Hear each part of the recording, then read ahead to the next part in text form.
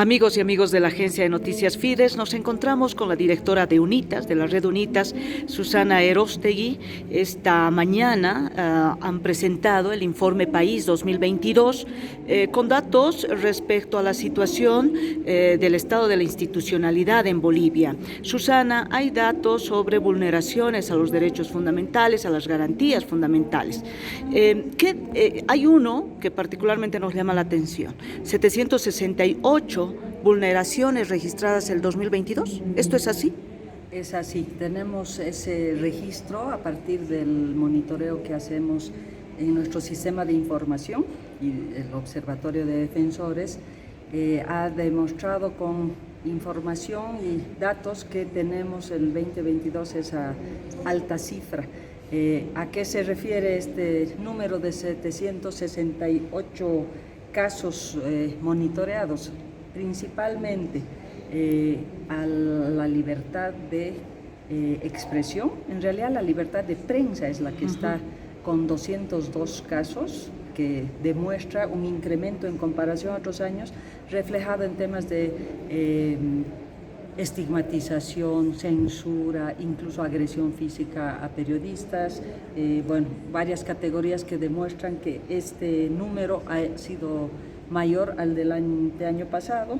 También en igual medida 202 casos de vulneraciones al derecho a la protesta. Esto nos lleva a pensar cómo en cualquier manifestación o situación de conflictividad social se ha hecho un uso excesivo de la fuerza pública para reprimir, para restringir este derecho a la protesta.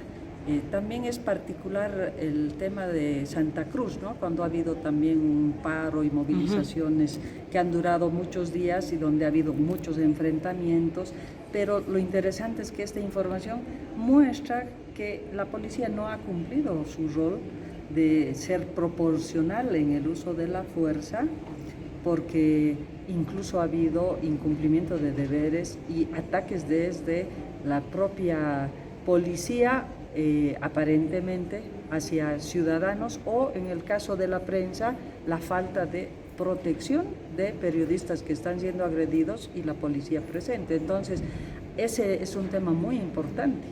Susana, el derecho a la asociación, hay un dato que es alarmante o no para ti, el hecho de la reducción de organizaciones no gubernamentales en el país. Es alarmante porque eso refleja un proceso de debilitamiento que ya empezó hace muchos años, pero además lo que está demostrando este dato no es tan real, está mostrando datos subvalorados o que subestiman la verdadera situación. ¿Por qué? Porque en realidad los casos de obstaculización para el funcionamiento de una organización de sociedad civil no siempre son fáciles de registrar, porque hay muchas instituciones y organizaciones que no denuncian o no dan a conocer toda esta situación de obstáculos administrativos, por ejemplo, para renovar el Registro Único Nacional ante el BIPFE, o para sacar la renovación de su personería jurídica, etcétera. Lo que sí alarma es que los propios datos oficiales del Viceministerio de Inversión Pública y Financiamiento Externo muestran esta reducción del número de organizaciones legales en el país. Entonces, eso impide incluso el acceso a financiamiento. ¿Esto significa que se han cerrado? Porque según el informe, más de 2.000 existían antes del 2015. Así es. Existían 2.176. Luego fueron bajando, hubieron tiempos de depuración con el nuevo registro en línea que se instauró para además facilitar, agilizar y desburocratizar todo lo que es la presentación periódica de información al BIPFE. Hubo una depuración paulatina de organizaciones que no han podido mantener su registro, llegando a este momento a alrededor de 60 que tuvieran esa legalidad. Ahora, lo que sí sabemos es que hay muchas más instituciones, pero formalmente con ese estatus legal son solo ese número, porque el resto, lo que sí ha denunciado, es que sufre una serie de atropellos referidos, por ejemplo, a que si no presenta información sobre el financiamiento que una organización va a tener los siguientes 2 o 3 años, Ajá. no puede tener ese registro actualizado. La respuesta de muchas instituciones es: ¿cómo voy a presentar esa información si no tengo ningún convenio ni nada serio para comprometer que voy a tener esos fondos? Entonces la respuesta del BIPFE, y esas son varias denuncias que se han recibido, es decirles: si no tienen esa información, entonces no se les otorga el Registro Único Nacional de ONGs.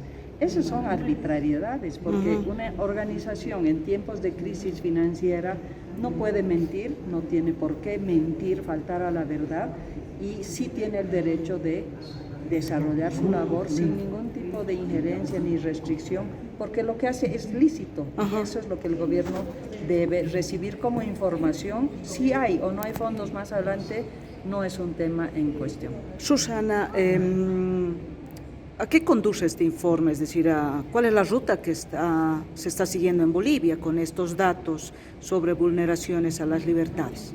En realidad, el objetivo siempre ha sido, desde UNITAS, aportar con información, evidencias y datos que permitan analizar y lograr medidas correctivas. Por ejemplo, si hablamos de estas restricciones legales al funcionamiento de las ONGs, por la vía de una nueva ley desde la Asamblea Legislativa, una ley adecuada a las características de las organizaciones sin fines de lucro y sin violar el derecho a la libertad de asociación y ninguna otra norma, para facilitar y más bien potenciar la contribución que tienen las organizaciones de la sociedad civil al desarrollo, se puede hacer perfectamente. Es voluntad política. Si pensamos en cómo proteger organizaciones defensoras de derechos, es enfrentando situaciones y cuestiones que generan conflicto y que tienen que ver con, por ejemplo, industrias extractivas o una serie de actividades que son las que generan además cierta resistencia o acciones en contra de organizaciones defensoras. Tiene básicamente que ver con encontrar soluciones por la vía pacífica. Pero no hay voluntad política, en realidad, porque si no, no habrían estos datos. Es que en realidad el informe lo que busca es mostrar la situación, pero ojalá abrir la posibilidad de mantener un diálogo fluido y una voluntad política para generar soluciones que no tienen que ver con favorecer a un grupo en específico, sino tienen que ver con respetar y cumplir las obligaciones que tiene el Estado Plurinacional de Bolivia en los convenios internacionales y el marco internacional de derechos humanos. En realidad, ya no es un tema solamente de la población boliviana afectada o de los periodistas en específico o de una ONG, es cómo el Estado está incumpliendo lo que tiene como compromiso internacional y que incluso eso le da la categoría de acceso a fondos de cooperación internacional, de tener un relacionamiento mucho más adecuado para el aporte de la cooperación al desarrollo y sobre todo como una entidad soberana que cumple con la Constitución Política del Estado. Ese debería ser además nuestro marco primero, no solo pensar hacia afuera, pensar hacia adentro. Si la Constitución se cumple a cabalidad, en realidad muchos de estos datos deberían disminuir porque habría responsabilidad de parte de las organizaciones encargadas de la fiscalización. En el caso de libertad de asociación, habría mucha responsabilidad en no reprimir a las manifestaciones cuando se trata de reivindicaciones pacíficas o marchas y manifestaciones de reunión pacífica, o cuando se tiene además una separación de poderes y se hace la investigación y el debido proceso a quien corresponda para que no haya injusticias de quien por favoritismos o criterios políticos se le da o una cuestión a favor o en contra.